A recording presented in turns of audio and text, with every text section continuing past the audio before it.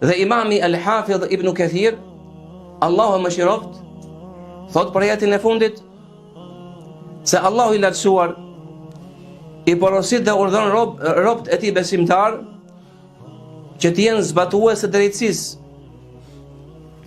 duke mos anuar as djathtas dhe as majtas, dhe duke mos marrë në konsiderat qortimin e ndonjë qortuesi në çështjen e drejtësisë, duke qenë dëshmitar për hir të Allahut të lartësuar.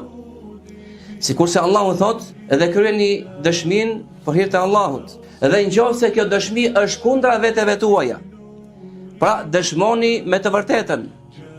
Dhe nëse dëmi i dëshmisë ju kthehet juve, pra ju i kthehet veteve tuaja.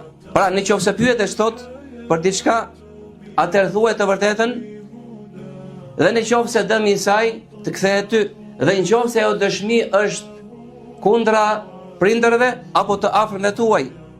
Domethënë, pra mos merr në konsiderat prindrit apo të afërmit, por dëshmo me të vërtetën, dhe nëse dëmi i dëshmisë u kthehet atyre. Dhe se Allahu thot, nëse ata janë të pasur apo të varfër, Allahu është vlerësuesi më i mirë i tyre. Pra mos merr në konsiderat pasurinë e tyre, dhe po kështu mos u trego i dëmshur ndaj të varfrit, sepse Allahu merr përsipër gjendjen e tyre.